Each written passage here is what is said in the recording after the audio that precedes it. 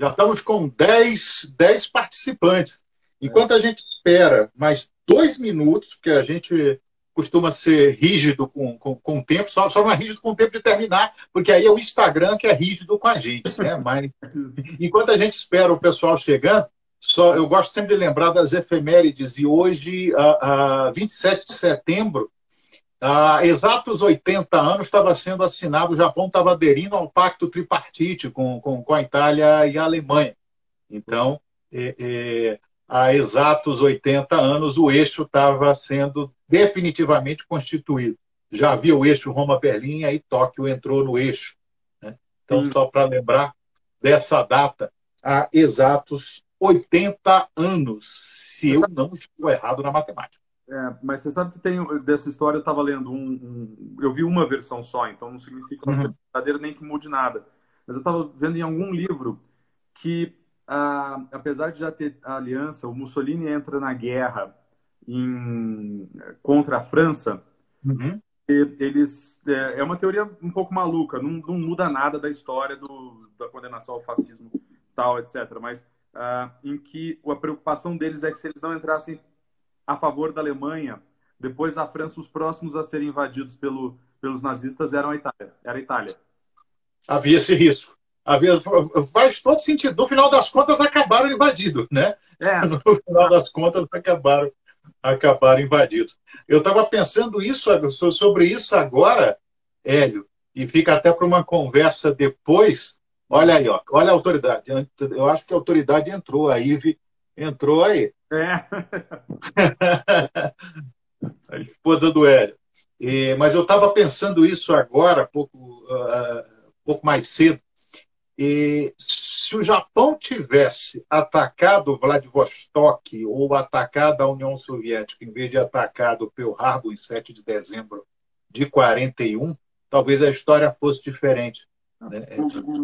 Ali, os jogos todos ali são realmente inacreditáveis de você olhar e ver o tanto que você tem de acidentes. E exatamente, talvez seja a parte mais interessante disso, porque se de uma certa forma era necessário você alterar aquela forma de fazer história do século XIX, que era muito eventual, para o que veio os anais e tudo depois, você acabou despersonalizando ao excesso a história.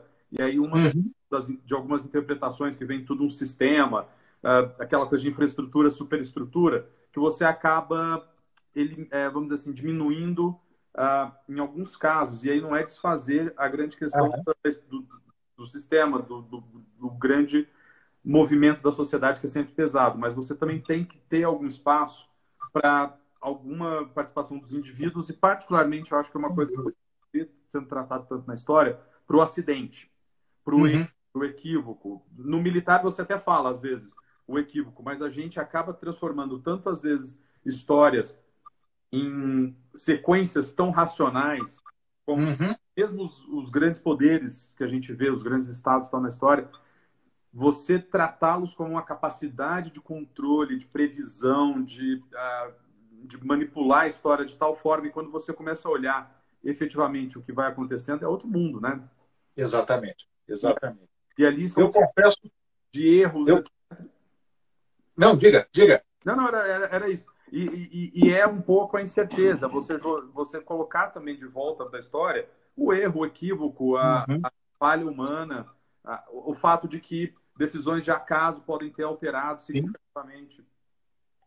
O elemento humano é fundamental. Eu sou, como você conhece, eu sou old school mesmo com algumas questões, porque eu costumo ser muito refratário a essas perspectivas mais modernas de se contar a história baseada só em estruturas, superestruturas, em ideias. Eu gosto do elemento humano. Eu gosto do elemento fático também, quando se conta realmente um fato e se pensa nesses acasos e nessas causalidades também, que sem as pessoas é impossível. Né? O balanço, você não tem que optar entre o balanço entre o grupo e o indivíduo, né? Você acaba tendo uma ação entre todos eles. Eu continuo achando que você tem sempre quadros ou se a gente fosse tentar pensar, é como um caminho em que você tem várias possibilidades de caminho. Alguns caminhos são construídos, outros vão sendo abertos, etc.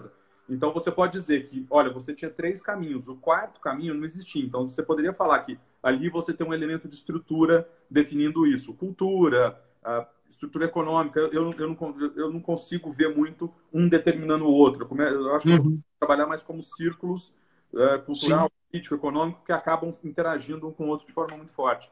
Mas, em algum momento, alguém tem que fazer a escolha. Alguém dentro dos alguém vai liderar o processo, ou vai se colocar na frente do processo, ou vai ser levado como figura-chave para esse processo e vai ter decisões para serem tomadas.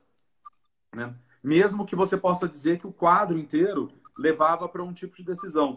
Um filme simples da Netflix aí, que é super interessante, esses filmes a gente nunca sabe se retratam efetivamente a realidade, mas é aquele The Post, né? Que coloca a decisão exatamente do Washington Post de publicar ou não os Pentagon Papers.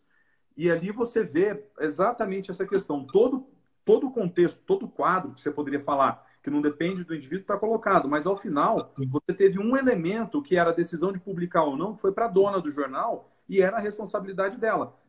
Imagina se ela dissesse não naquele momento. Exatamente. Você teria um outro Volta cenário. ao indivíduo. Então, você não precisa dizer que aquele caminho necessariamente era um único que existia e, por isso, o indivíduo quase que não tem grande influência. Na verdade, você tem, sim, uma estrutura que vai determinando as possibilidades, mas tem gente que precisa, em algum momento, ali definir. E vamos até aproveitar para já começar e daqui a pouco falar disso. Quando a gente fala do indivíduo, não dá para não pensar, por exemplo, em figuras como o próprio Dom Pedro I, com todas as suas características, né? E até analisando historicamente, é muito interessante como o Dom Pedro I tem um humor, tem características pessoais muito parecidas com a neta, com a princesa Isabel. Ela era muito mais impetuosa, por exemplo, do que o pai. Já Dom Pedro II, em muita coisa, se parece com Dom João. Aquele estilo mais contemporizador, com decisões mais pensadas. É muito interessante a gente ver isso na família dos Braganças. Sualme entrou, Giuliani entrou e tem gente chegando. Opa, que bom. Mas você encontra até muitas coisas. E o personagem é interessante. Até assim, não precisa necessariamente... Tem gente que vai querer valorizá-lo, tem gente que vai querer desvalorizá-lo. Mas é aquilo que a gente falou na nossa última conversa. Eu prefiro aquela imagem da mitologia grega de Zeus com o copo do bem e o copo do mal, colocando um pouquinho em todo mundo. Então, o cara ter cometido erros fundamentais não significa que ele também não possa ter tido acertos. As características dele como marido, e que são criticáveis e que não tornam necessariamente uma boa pessoa, não invalidam completamente. Você hoje poderia dizer, eu não quero esse cara dentro de casa. Mas o fato, a personalidade histórica ou a influência histórica dele é efetiva. Agora, o Dom Pedro é engraçado, porque eu acho que ele tem mais características, ele tem mais, vamos dizer assim, camadas que dá para explorar, porque se a gente for pensar o que é o FICO e o que a gente vai ver na documentação, a gente encontra mais Dom João VI do que o impetuoso. Porque ele jogou com todo mundo. Ele jogou com todo mundo. Tanto que a sequência dos documentos, para a gente já quase que entrar no nosso caso, o que é o FICO? O FICO é uma reação ao barco que chega em 9 de dezembro, com os decretos das que praticamente acabavam com o poder do Rio de Janeiro. E ali, ele, no primeiro momento, ele diz que ele está indo embora. Ele manda aprontar o barco. Ao mesmo tempo, ele começa a mandar mensagens diferentes. E aí ele começa a jogar com as províncias, né? Ele começa a sentir se ele tem terreno ou não para alguma decisão. Porque já tinha um grupo que estava um pouco, vamos dizer assim, próximo a ele, tentando influenciá-lo contra as cortes de Lisboa. É aquela coisa que a gente falou da última vez. É importante dizer que o Dom Pedro nos coloca contra Portugal, ou contra o pai. A questão dele, em relação inicial, é contra as cortes. E aí, ele tem uma justificativa até... vamos dizer assim, não dinástica, mas eu diria quase que legal, que se ele se coloca como representante do absolutismo, ou do ancien regime, ou da tradição, para a gente usar todos os termos possíveis para não desagradar ninguém, na verdade, se a gente fosse olhar para a Santa Aliança naquele momento, e é isso que eu não entendo, porque a gente vê nos livros, Por que ela apoiaria Lisboa? Lisboa são cortes liberais. Na verdade, Sim. dentro da estrutura de poder portuguesa, a legitimidade para eles, né, está ali com Dom Pedro. E o Dom Pedro joga, ele testa o terreno, ele vê até onde ele vai. E nisso ele tem muito do Dom João VI. Ele, nesse momento, ele não toma nenhuma atitude impetuosa, ele não sabe ainda. Aí entra o papel da Leopoldina em convencê-lo, entra o Bonifácio, que vai aparecer no meio do caminho exatamente com uma petição de São Paulo para que ele ficasse. Gonçalves Ledo e a maçonaria, que interferem muito nesse momento. E aí, então, você tem muita gente mais atuando e as circunstâncias, obviamente. Mas vamos pensar que alguém de 21 anos que não tem aquela má formação que dizem, né? Porque aquela... É verdade. Virou uma certa anedota, aquela coisa de você sempre colocar a história brasileira como tão pitoresca e tão zorra total, que aí você elimina a importância dela, a questão dele, dos erros, supostos erros de ortografia dele. Sim. E essa é uma coisa interessante, porque eu não vi nenhum padrão de ortografia nos documentos que eu olhei. E olha que eu vi muito documento manuscrito. Muito, muito, muito. E você não acha o padrão que estavam exigindo do Dom Pedro. Alguém... Uma pessoa que eu consultei da área de letras, e aqui eu posso estar... Foi uma fonte só que me passou. Então eu posso estar equivocado no que eu falei. Mas sugeriu que a unificação efetiva, uma primeira convenção ortográfica, é muito posterior. É 1830, 1840. Então você dizer que não havia no Dom Pedro, que ele escrevia errado, é potencialmente, eu deixo aí para quem estuda melhor isso, mas é potencialmente complicado de falar na época, porque eu não achei padrão nenhum. Não, e aí é que está, né? É o que você está dizendo. Nós tratamos muitas vezes a nossa história e os nossos, eu vou usar o termo próceres mesmo do passado, como com chacota. Você foi num ponto-chave. Dom Pedro proclamou a independência, ele era um menino de 23 anos. Um menino de 23 anos. Quer dizer, com tudo aquilo que estava acontecendo. Então, as responsabilidades sobre ele, né, são muito grandes. São muito grandes. Exato. Você pode destacar os pontos equivocados da pessoa, os erros. Eu acho que, exatamente pelo Império, o Império tem uma contradição fundamental, que é o problema de como ele lidou com a escravidão, etc. A gente já vê isso muito. Mas eu acho que muitos dos autores da historiografia, eles efetivamente traçaram muito bem o quadro dos problemas, ou seja, dos equívocos. E não deram, talvez, atenção para o que você poderia colocar, óbvio que isso também é altamente debatível, mas para o que foram os acertos. Ou, pelo menos, para a construção e pelas dificuldades de você construir o que se tornou o Estado brasileiro, e com isso verificar que aquelas pessoas também falíveis, que viviam aquela época, com valores da época e não valores de hoje, a gente não pode projetar esses valores. A gente pode até trazer o personagem para hoje, para às vezes usar ele como exemplo do que você quer hoje, mas você não deve julgar o personagem histórico com os valores necessariamente de hoje. Eu estava vendo alguém que falou, não, o anacronismo tem sua função para você talvez debater hoje, mas não quando você vai analisar a história. E eu acho que é o caso do Dom Pedro. Naquele momento, da forma como ele estava lidando com aquele processo político, com todo, e aí o que a gente estava na nossa última conversa tratando, com toda a incerteza, com toda a bagunça, com toda a dificuldade, ele é impulsionado, nisso sim, ele é levado por outros também a se tornar o líder do que eu chamo de polo do Rio de Janeiro. Né? Porque que é uma disputa estranha entre Rio de Janeiro e Lisboa, porque você tem, os dois são aparentemente liberais, os dois têm seus problemas. Lisboa aparentemente liberal, mas ela quer regenerar o poder português. O Rio de Janeiro quer se manter.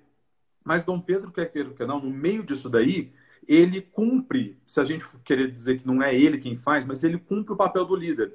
Ele toma decisões, ele serve como símbolo maior desse processo. E se a gente for ver, com todos os erros e acertos dele, no momento em que ele sai, os problemas de origem da unidade brasileira voltam. Porque aí, aqui eu vou colocar uma tese um pouquinho mais complexa, que ainda está para ser demonstrado.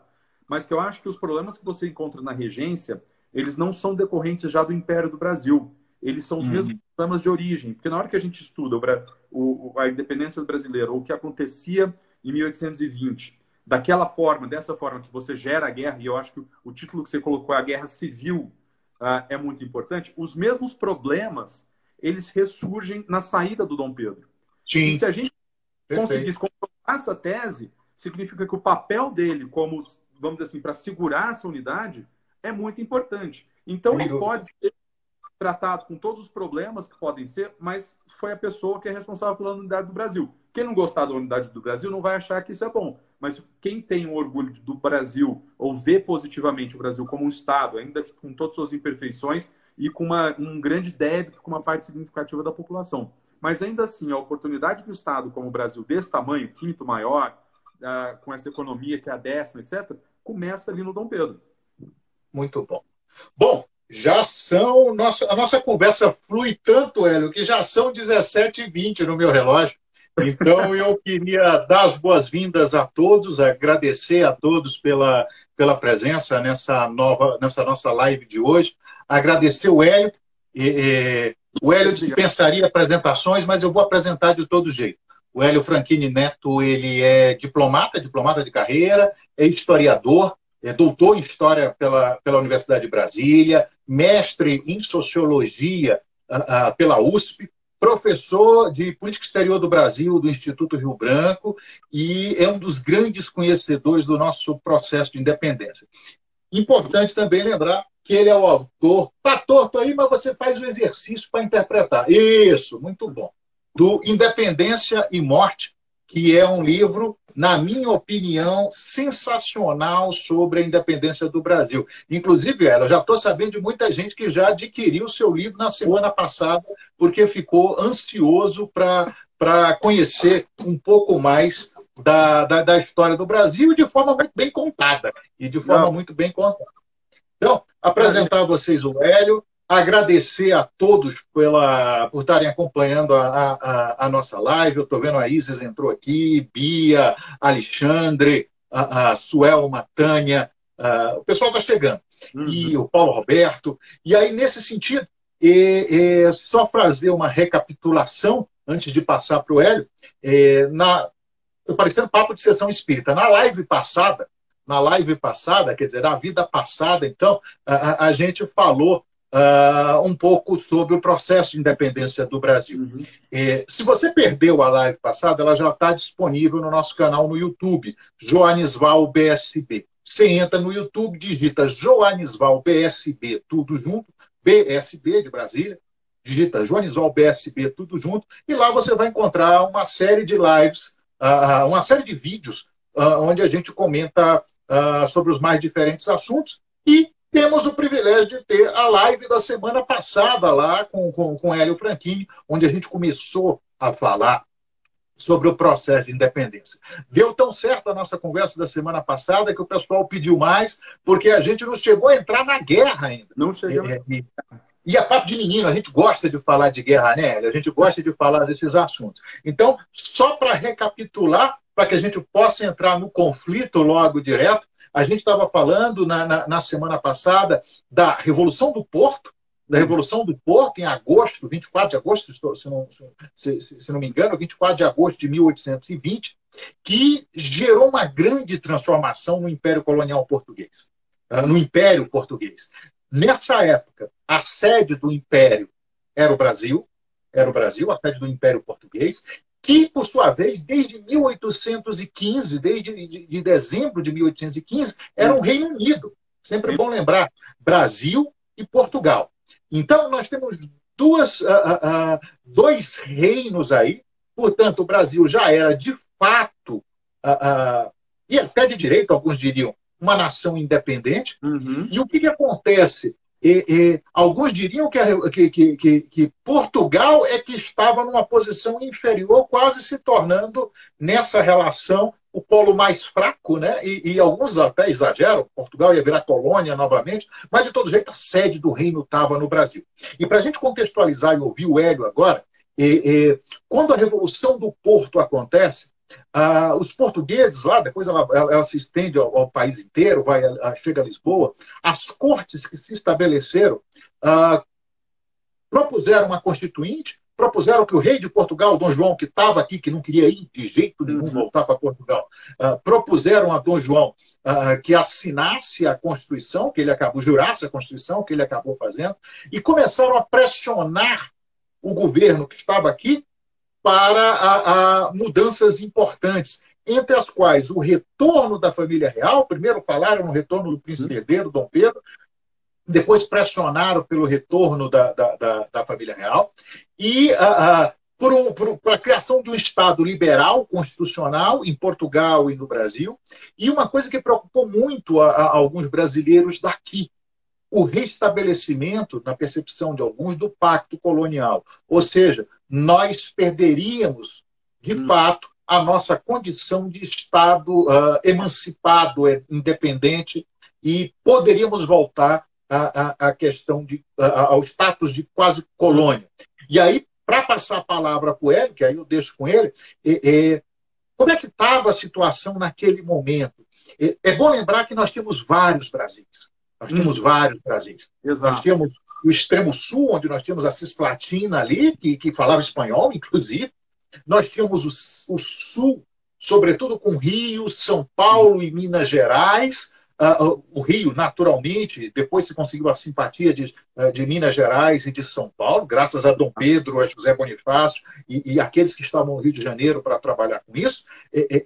Rio, São Paulo, Minas Gerais favoráveis à manutenção do status do Brasil aqui, mas nós tínhamos uma outra parte do país, a partir do Pará, Maranhão, Pernambuco e Bahia, sobretudo, que se mostrou muito fiel às cortes de Portugal. Pouca gente tem noção disso. E aí que a gente vai entrar na Guerra Civil.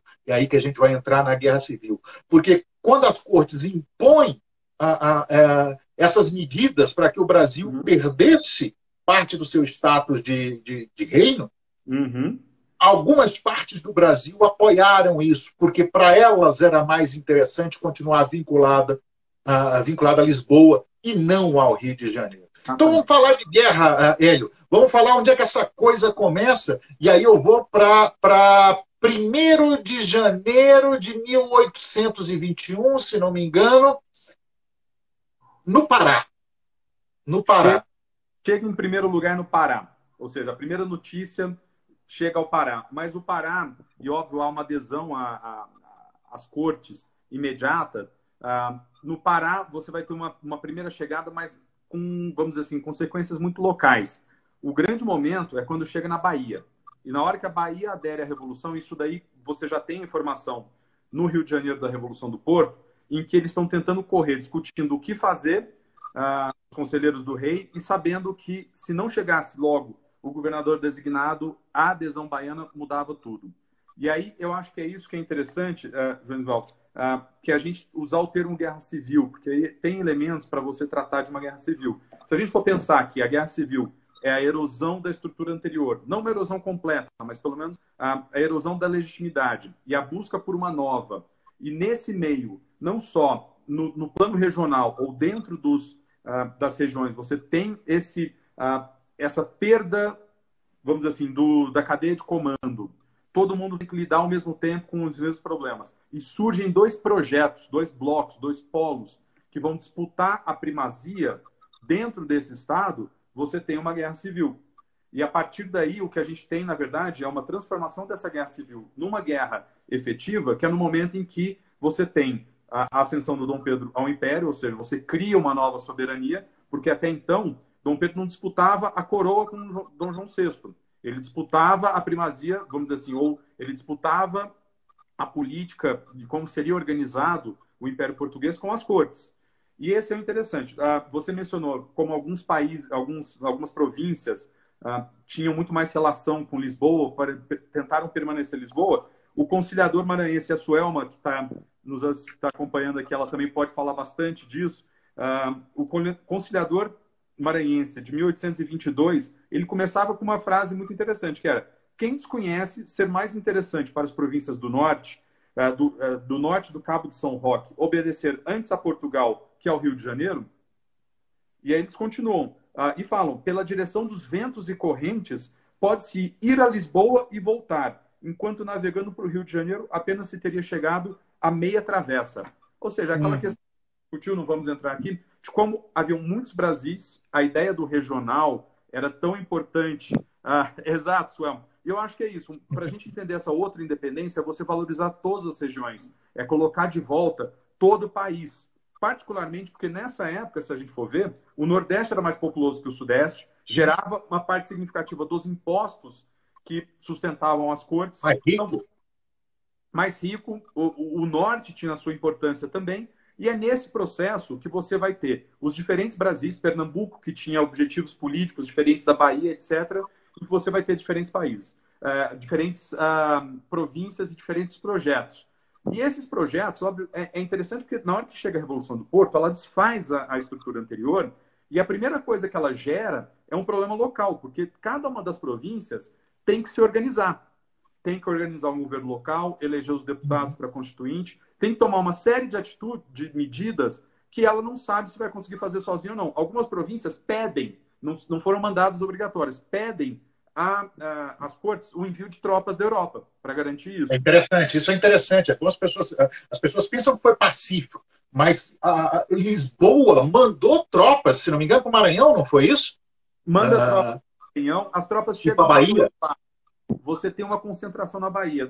Você já começa em 1821 a concentrar tropas na Bahia solicitadas, porque a adesão na Bahia é completa. E, bom, no fim, todo o reino ele adere à Revolução do Porto. O problema é que as expectativas, as formas de você gerir a Revolução do Porto, elas são muito diferentes. E é nessa diferença, por exemplo, você nota no Piauí, no Maranhão, ou no Ceará, que os grupos que perdem as eleições, que perdem o poder local, isso ressoa muito na regência, e são grupos que, um ano depois, vão começar a se aproximar do Dom Pedro, por exemplo.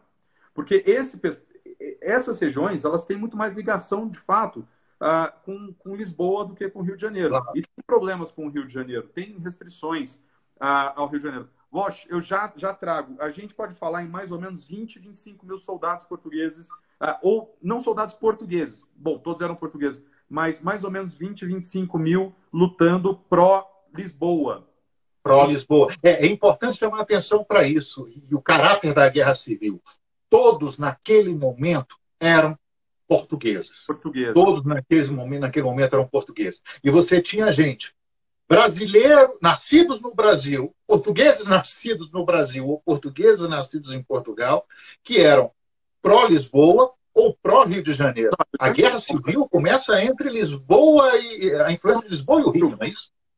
Exato. Fidié, a Luana mencionou, Fidié, a tropa do Fidié que luta com o Fidié na Batalha do Genipapo, contra, assim, a gente vai falar em português e brasileiro por uma facilidade, mas não é, essa distinção ainda não existe.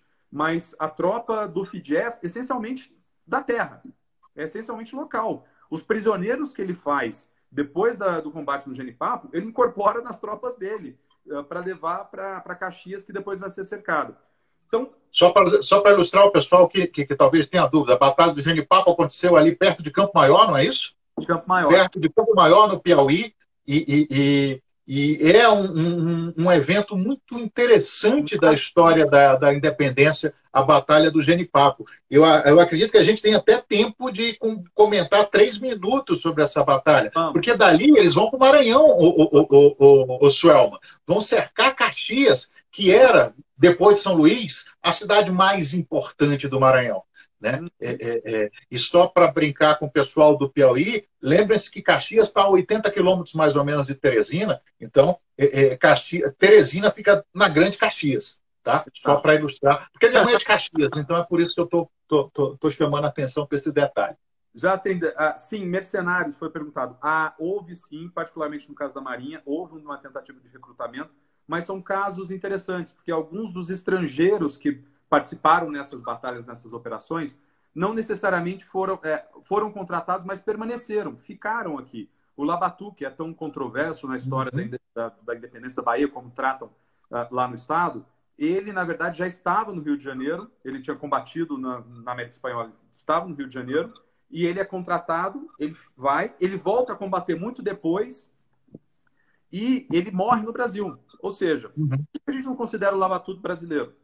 Ele nasceu na França, lutou nas guerras napoleônicas e tudo mais. Mas ele, no momento em que ele opta por aqui, na criação de um novo Estado, então era uma nova nacionalidade, ele opta e morre por aqui. Ele vai só viver aqui e vai lutar aqui. Então, por que que ele não é considerado brasileiro? Mas, de fato, muitos outros estrangeiros, particularmente no caso da Marinha. Havia também militares que foram contratados para questão terrestre, mas você tinha muita gente na Marinha que você acaba remontando a Marinha brasileira. Houve a criação do batalhão de estrangeiros, né, e de outras tropas mercenárias contratados, não necessariamente mercenários, mas que eram contratados como imigrantes, mas eles não têm uma influência tão grande no cenário da independência. Eles vão acabar tendo na Guerra da Cisplatina logo depois, que é praticamente uma continuidade ali. Então, Jolisval, eu acho que a gente pode tratar dos temas, só para terminar com uma dicotomia, tem uma dicotomia que é interessante, que explica o porquê da guerra, que é regeneração versus recolonização e rebelião versus anarquia. Porque aí é como a gente juntar os problemas que acontecem em cada uma das províncias para dentro do elemento central, que é a disputa Rio de Janeiro e Lisboa. Porque é isso, se você revaloriza as regiões, você dá mais importância a Salvador, a Recife, ao Maranhão, ao Pará, ao Piauí, e você vê que havia muita heterogeneidade de posições, as cores são mais interessantes. E por que regeneração e recolonização? Que foi o que você falou. De um lado, as cores queriam recuperar o poder de Lisboa, então você encontra ali unitários, ou seja, para você ter um tribunal superior, Lavatur morreu em Salvador, você, para ter um poder unificado, por exemplo, um STJ ou STF, ser uno, você não pode ter dois tribunais. Então, a interpretação jurídica deles não, tem que ter só um. No Rio de Janeiro, diziam, não, tem que ter dois, porque a nossa realidade aqui é diferente. Aonde que vai estar o poder executivo? Então, o que eles tinham de tentar recuperar o poder, então, era a ideia da regeneração. E por isso que todos ali são contraditórios. O Dom Pedro, ele é ao mesmo tempo autoritário e é liberal também. As cortes de Lisboa são liberais, mas elas também querem algo que não tem muito a ver com o que é o novo... São autoritárias com relação ao Brasil. Exato. Então você tem, na batalha, de um lado, a regeneração e, de outro, o Rio de Janeiro, que vai lograr alcançar o líder com Dom Pedro, que aos poucos, ao longo de 22, você vai tendo essa disputa entre eles, e eles vão dizer... E aí, assim, a ideia de recolonização é muito mais propaganda do que verdade. O restabelecimento do pacto colonial nunca foi discutido, mas era um bom termo para usar a campanha do Rio de Janeiro, aquela coisa de propaganda. Sim, foi essa campanha do Rio, né?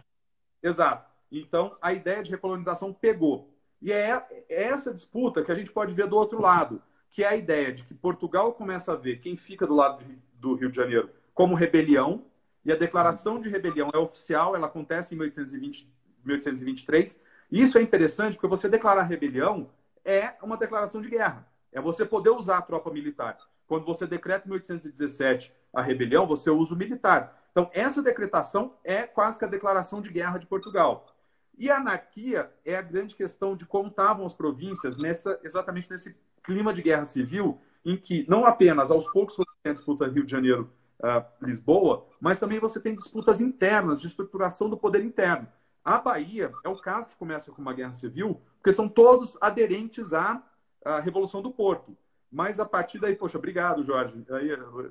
A partir da Revolução do Porto e da organização militar e da organização política, você gera disputas que você vai ter confrontos diretos. Por exemplo, no caso de fevereiro de 1822, que é uma resistência daqueles que depois vão se tornar pró-Rio de Janeiro, à nomeação do Madeira como governador de Armas. E aí você tem todo um processo dentro da nomeação do Madeira, e é nesse momento que você tem os combates significativos na Bahia, onde há o martírio da Joana Angélica, que é no meio desses combates. Nada declarado ainda, não tem pró-Rio de Janeiro. O Rio de Janeiro ainda está começando a se consolidar, mas o fato é que você tem quase que uma guerra local, uma disputa local de poder que não está relacionada ao Dom Pedro, mas que começa a desfazer e mostra exatamente como estava exacerbada o conflito político dentro do reino brasileiro. Por isso que a guerra civil. Isso vai acontecer em várias províncias. No Ceará, você vê isso. Em Pernambuco, você tem uma guerra efetiva, que é no momento em que você tem uma reação o Luiz Rego, que fica, ele adere, ele era o governador desde 1817, ele fica no poder, mas você tem uma reação, que é a reação de Goiânia, contra a presença dele, você vai ter combates de uma guerra civil efetiva, até a Convenção de Beberibe, em que ele sai e chega agora me fugiu o nome aqui dele, deixa eu ver se eu acho, que é a pessoa, quem vai liderar até até a efetiva adesão tá aqui, que é o Gervásio. Que ele fica, mas ele resiste, por exemplo, é interessante. Ele era revolucionário de 1817. Ele é solto, ele lidera quando sai o Luiz do Rego, mas ele, ao mesmo tempo que ele vê positivamente algumas medidas do Rio de Janeiro, ele critica a decretação da Constituinte. E aí ele começa a voltar atrás. Lisboa, o problema é que Pernambuco tinha objetivos de descentralização de poder local, de autonomia local, que são muito claros. Então, eles tinham muito clareza do que eles queriam. Assim como Bonifácio e seu grupo tinham clareza. Uhum. Nessa bagunça, quem tinha clareza tinha uma vantagem estratégica muito grande. E é isso que é interessante. O Gervásio, por exemplo, eles vão conseguir expulsar as tropas portuguesas, ou seja, o batalhão do Algarve, ele sai em dezembro de 21, antes até pouco depois da convenção. Em junho de 22 é aprovado um apoio ao Rio de Janeiro, mas condicionado, e só em dezembro que o Gervásio cai, e o Bonifácio tem uma expressão muito interessante, porque ele diz que o Gervásio jogou com um pau de 2 bicos e perdeu. Né? Que ele ficou jogando entre os dois lados e até às vezes ameaçando tentar uma independência ou outra e perdeu. Então você tem casos de guerra civil e esses casos em que a estruturação local quase que foi mais importante do que o desafio entre Lisboa e Rio de Janeiro, em que você já gera guerras civis localizadas. Você vai ver isso, a questão do norte é que pela própria característica do Piauí, que tinha sido criado exatamente como terra de trânsito, área de trânsito, ali você vai ter uma junção do que é Ceará, Piauí, Maranhão e Pará, em que vai ter uma dinâmica própria. Na Bahia, essa guerra civil local, ela, pela própria posição estratégica, lembrando que já os conselheiros do Dom João VI diziam, vamos correr para mandar um novo governador para a Bahia, senão eles vão aderir à Revolução do Porto. E se a Bahia aderir, acabou. Perdeu a Bahia, você perde a guerra, você perde o Brasil. Exato. Então, a guerra civil, o início de guerra civil baiana, ou seja, que você tem os combates de fevereiro, a turma que perde sai, se reúne em Cachoeira, e você vai ter ali a formação do governo provisório ou de um núcleo em Cachoeira, é esse núcleo que negocia, obviamente, com o Rio de Janeiro, ante promessas, etc. E esse núcleo que vai ser, vamos dizer assim, o núcleo do pró-Dom Pedro. É um núcleo que não fica parado, né? A partir do momento em que ele começa a aderir ao Dom Pedro, ele começa a se mexer, os combates começam. O problema nesse momento é que o Madeira não tem tropas, pelo menos é o que ele alega. Ele não tem tropas suficientes para sair. Você tem um movimento interessante, porque não é que só Salvador ficou.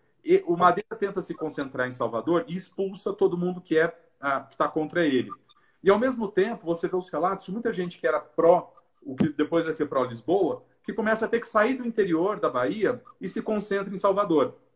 Uhum. E nesse movimento você começa exatamente a guerra civil. Você vai tendo aos poucos a questão do cerco a Salvador que vai se formando e você vai tendo também toda a dinâmica das batalhas no Recôncavo, que é um período extraordinário em termos históricos. Foi uma tragédia, porque foi uma guerra, mas é muito interessante porque você vai vendo acertos e equívocos estratégicos. Algumas ilhas que são abandonadas pelos portugueses, depois os pró-Rio de Janeiro que ocupam as ilhas têm vantagens estratégicas. Você já começa a ter batalhas sequenciais aí. Mas isso a gente pode dizer que é quase que ainda um movimento local. Não tão local, porque cada notícia que você vai tendo sobre o que está acontecendo na Bahia, exatamente pelo centro estratégico, você vê que o Rio de Janeiro está reagindo. E talvez, olha só, a notícia do 7 de agosto de 1822, que são as cartas que chegam e que fazem você ter, por exemplo, a reunião do Conselho de Procuradores depois do 7 de setembro mesmo, tem novas medidas das cortes, mas a principal delas é o envio de tropas, é a chegada de novas... Lisboa envia, em 1821, tropas para a Bahia. Eles enviam em agosto de 22, em novembro de 22, em abril de 23 e em maio de 23. Ou seja, você tem um fluxo constante de tropas.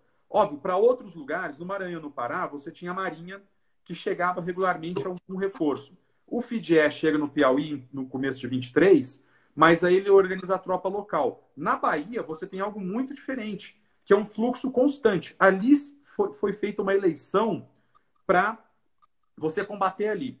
E óbvio que do outro lado brasileiro também. você manda o Labatu. Por que Labatu?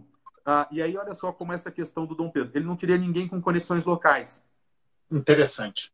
Ele não queria ninguém com conexões locais. E aí... O Hélio está falando do general Pierre Labatut, que é francês, que havia lutado nas guerras napoleônicas, vivia no Brasil e foi contratado por Dom Pedro para compor as forças pró-Rio de Janeiro no processo de independência. Eles descem em cima, ele não para no Rio de Janeiro, ele não para em Salvador, porque a marinha portuguesa ali é forte, ele sobe mais, ele vai descer e vai chegar no Pernambuco, exatamente no momento que Pernambuco está pensando em ir para o lado do Rio de Janeiro.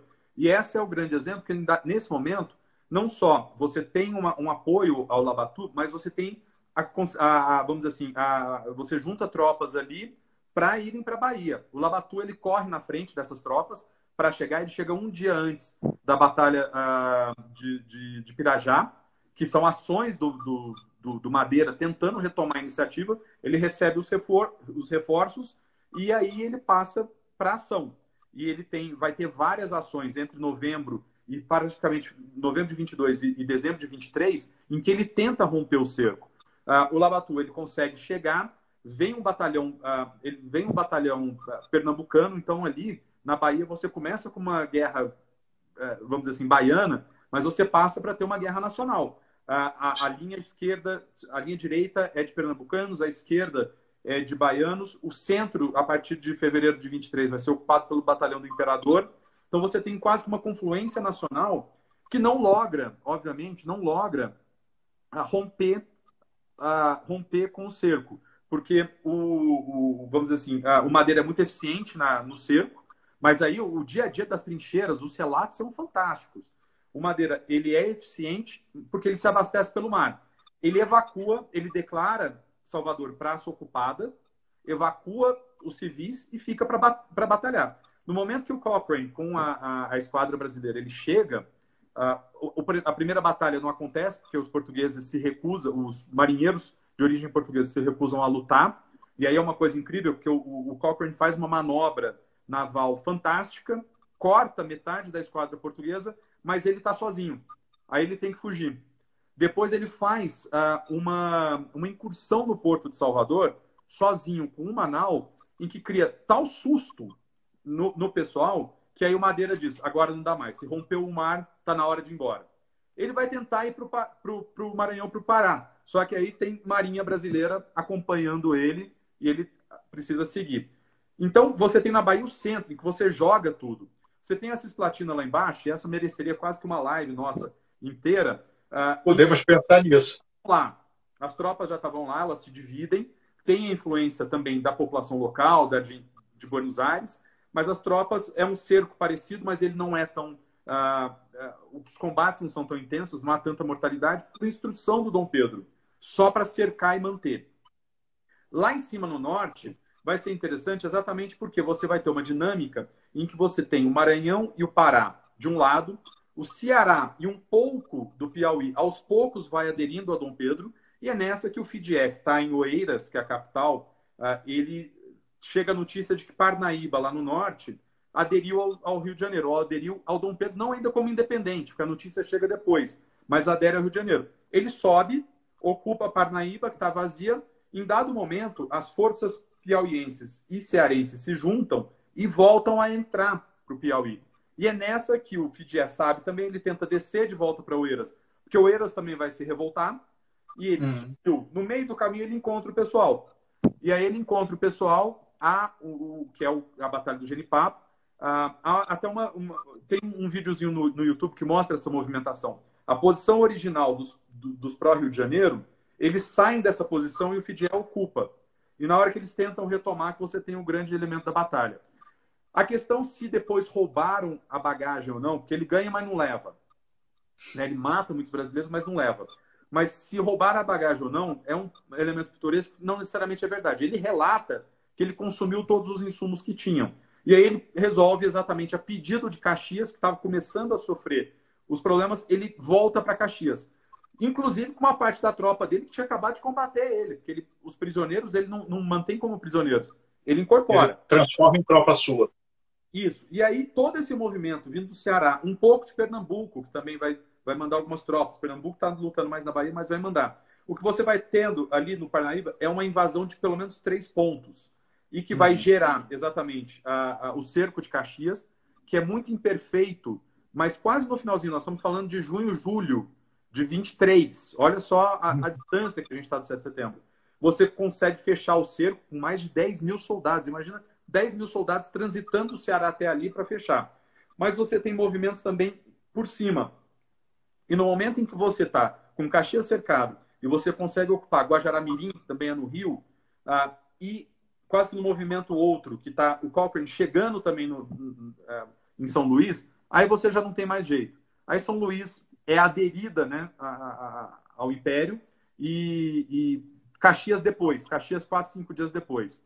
E o mesmo movimento acontece no Pará. No Pará você tem expressões locais, mas depois de tudo isso, ir para o São Luís, ir para o Pará, o que é importantíssimo, o que quebra a vontade deles de enfrentar o Dom Pedro não é a chegada do Cochrane, é a chegada da notícia da Vila Francada, em que quando o Dom João VI recupera o poder, ele manda instruções para cessar os combates.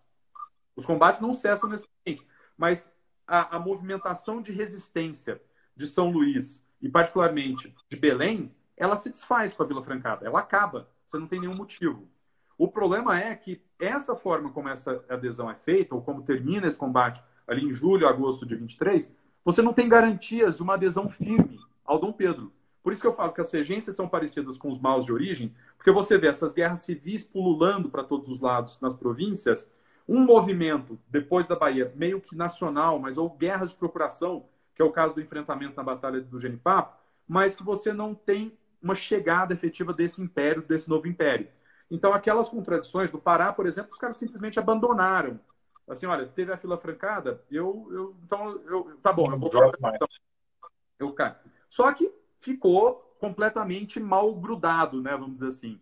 E esses maus você vê rotineiramente, inclusive influenciando quando Dom Pedro, em 25, que ele já não está mais forte que nem em 23, teve a Confederação do Equador, que é uma reação exatamente do pessoal falando, você não cumpriu as promessas, você não descentralizou, você fechou a Constituinte.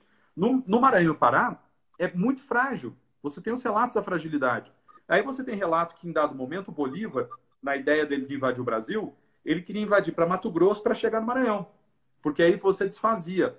Quando há discussões sobre a guerra de retomada em Lisboa, e os documentos existem, não foi só uma fantasia, você tem várias pessoas comuns escrevendo ao governo, oferecendo doações para a guerra de reconquista.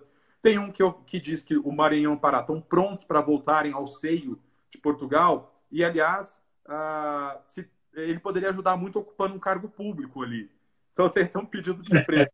Mas o fato é que, então, o reconhecimento ele se torna interessante porque exatamente no momento em que Dom Pedro está muito fragilizado, talvez a pressão, e aí o diplomata austríaco, ele diz que os 2 milhões que dizem que Dom Pedro vendeu, na verdade, a condição apareceu, Dom Pedro tinha pressa em ganhar o reconhecimento, que era a forma dele manter tudo. Porque Portugal, ao reconhecer o reino inteiro com Dom Pedro, essas expressões, por exemplo, no Pará, perdiam força.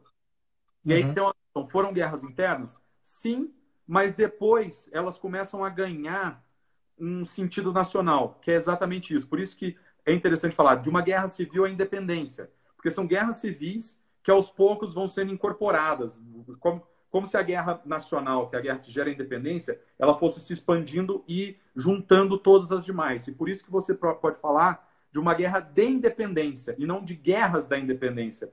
Porque essas outras guerras, depois, elas vão ter um sentido nacional, que é a manutenção da unidade nacional, que o império caia exatamente sobre o mesmo território que era o reino. Óbvio que com problemas de origem, todos esses que eu falei. Dificuldade de você controlar essas províncias, muita heterogeneidade dentro dessas províncias, rivalidades que não foram resolvidas, problemas de origem que o Dom Pedro enfrenta todo o começo do império, voltam na regência e geram uma perda internacional, que é ali, vamos dizer assim, a corrente de conexão, que é a Cisplatina. Muito bom. Bom, minha gente, o nosso tempo praticamente esgotou. Esgotou. Vou dar os dados só que perguntaram. Mais ou menos 50 mil soldados. Em Salvador, no cerco a Salvador e juntando as marinhas, mais ou menos tinha 15 mil contra 15 mil. Na Cisplatina era mais ou menos 4, 5 mil contra 4, 5 mil. O FIDE tinha 2 mil, mas chegaram a mobilizar 10 mil do outro lado. Então você fala entre 50 e 60 mil mobilizados nos 3 teatros e você poderia colocar mais ou menos 3 a 5 mil mortos. Proporcionalmente, em 1 ano e meio de guerra, se você projetar para 10 anos, você tem o mesmo tanto praticamente do que a América Espanhola. É que na América Espanhola foram 10 anos e lá 1 ano e meio. Então a mobilização foi grande. Nós tivemos grande, para os padrões da época, uma grande mobilização, um grande exército de independência. Tivemos forças significativas resistindo do outro lado. E com isso, já caminhando para acabar, a gente traz exatamente essa consideração. O objetivo dessa conversa de hoje com o Hélio, e de antemão, eu agradeço ao Hélio. Vocês viram que nós vamos ter que conversar mais. Então, mais adiante, a gente certamente vai ter outras lives, se o Hélio estiver de acordo. Vamos fazer a continuidade, porque a gente poderia fazer sobre aí concentrado na Cisplatina, porque ali é um caso interessante, porque você pode projetar ela para todas as outras guerras, até no Paraguai. É quase que uma guerra que começa ali e termina no Paraguai. E a questão do reconhecimento e a relação do Reino Unido, que eu acho que isso precisa ser explorado. Então já temos tema para lives futuras. Se você chegou agora, se você chegou no meio da nossa conversa, se você perdeu, a partir da quarta-feira ela vai estar disponível no meu canal do YouTube, Joanisval BSB. E aí eu aproveito para pedir a sua colaboração. Não vou pedir dinheiro, não se preocupe, mas eu vou pedir para você ir ao canal, para você ver, assistir os vídeos que estão lá. Se gostar, você curte. E, acima de tudo, eu peço para você se inscrever, porque futuramente, quando nós alcançarmos, nós estamos com um pouco mais de 500 inscritos, mas quando nós alcançarmos 1.000 inscritos, nós já podemos fazer lives também pelo YouTube, e isso facilita um pouco. Não cai, como eu digo sempre, não cai o seu dedo se você se inscrever. Você não perde 1 centavo se você se inscrever, e aí é um ato contínuo. Você se inscreve e você divulga para os seus amigos e para as pessoas que você não gosta também, porque se você não gostar do canal, você manda para as pessoas que lhe desagradam. Então, eu queria agradecer muito ao Hélio, queria agradecer a vocês que estão nos acompanhando, e o objetivo dessa conversa de hoje, e aí eu estou falando, olhando o relógio aqui, porque pode cair a qualquer instante, o objetivo dessa conversa de hoje foi exatamente remover mais um mito. O mito de que a independência do Brasil foi uma independência pacífica, que foi um passeio, simplesmente, na nossa história de emancipação. Não foi. Houve guerra, o Hélio já falou em 5.000 mortos. Por muito pouco, o nosso país não se esfacelou, é sempre bom lembrar isso. A chance era grande. A chance era muito grande. Por muito pouco o país não se esfacelou e, indiscutivelmente, isso talvez até valha mais uma live, mais um tema para a live, Hélio. Indiscutivelmente, a figura do imperador foi uma figura importantíssima aí. A figura de Dom Pedro, para garantir essa unidade, é essencial. Tanto que, como o próprio Hélio assinalou, e eu estou falando olhando para o relógio, vai ter que ser que nem propaganda eleitoral, tanto que, como o próprio Hélio, o Hélio assinalou, quando Dom Pedro sai, em abril de 1831, e se estabelece o período regencial, isso tudo volta a ebulir. Né? A gente tem as guerras do período regencial. Né? E muitas nesses locais que ainda não estavam efetivamente vinculados ao Império, ou que ainda tinham anseios emancipacionistas. Obrigado. Hélio, você tem 1 minuto para suas considerações e a gente encerra agradecendo a todo mundo. Leiam o livro do Hélio, a Suelma está dizendo aí, essencial para compreender o processo de independência, e eu faço coro com a Suelma. Leiam o livro do Hélio, Independência e Morte, está nas melhores livrarias, está na Amazon, está na Amazon e você também pode comprar. Se você estiver muito ansioso para começar a ler, compre agora, depois da live, claro, porque já está disponível em e-book também. Hélio? Então, meu caro, muito obrigado. Um minuto.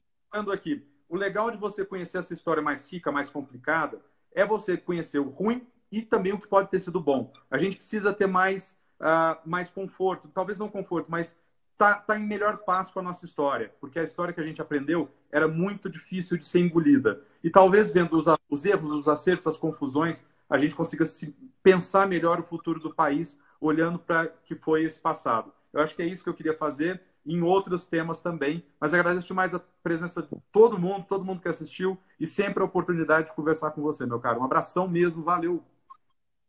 Muito bom, meu caro. Novamente agradecendo a todos e ao Hélio.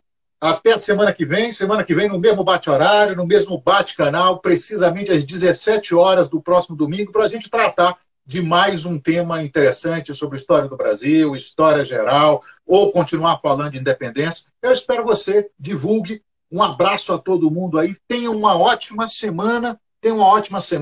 Fiquem com Deus e até domingo que vem. Até domingo que vem, mais uma live por aqui e que vai estar disponível no nosso canal no YouTube, Joanisval BSB.